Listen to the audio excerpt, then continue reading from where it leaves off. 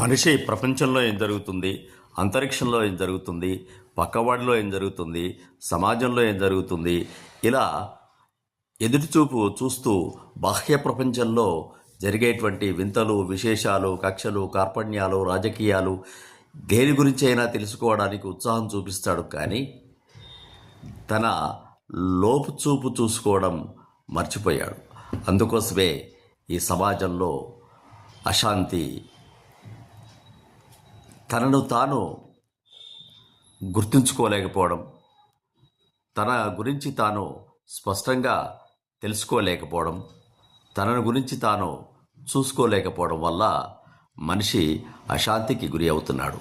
తనకేం కావాలి, తనకున్న లక్ష్యాలేమిటి, తను సాధించదలుచుకున్నదేమిటి, తన యొక్క శక్తి సామర్థ్యాలేమిటి, తన యొక్క బలహీనతలేమిటి, వీటి గురించి స్పష్టంగా తెలుసుకోవాలి.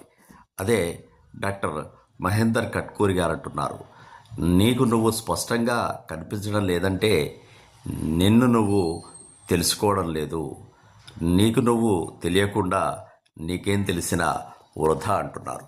కాబట్టి మన గురించి మనం క్షుణ్ణంగా తెలుసుకోవాలి. అందుకోసమే మహానుభావులు బాహ్య దృష్టిని తగ్గించుకొని అంతర్దృష్టిలోకి వెళ్ళాలి అంటారు. అంటే తనలో ఉన్నటువంటి శక్తి సామర్థ్యాలు, తనలో ఉన్నటువంటి దాన్ని కనుక చూస్తే ఆ మానవుడు సంపూర్ణ మానవుడిగా ఎదుగుతాడు. బాహ్య దృష్టిని తగ్గించుకొని అంతర్దృష్టిలోకి వెళితే ఆత్మవత్ సర్వభూతాన్ని తన వలనే ఇతరులను చూడగలగడం అలవాటవుతుంది. అందుకోసం తన గురించి తాను కొంతైనా సమయాన్ని కేటాయించుకొని తనకు ఏం కావాలి అని తన మీద తన ఉద్దేశం మీద మనకు స్పష్టమైనటువంటి అవగాహన ఉంటే అతడు సంపూర్ణ మానవుడిగా ఎదగడానికి అవకాశం ఉంటుంది.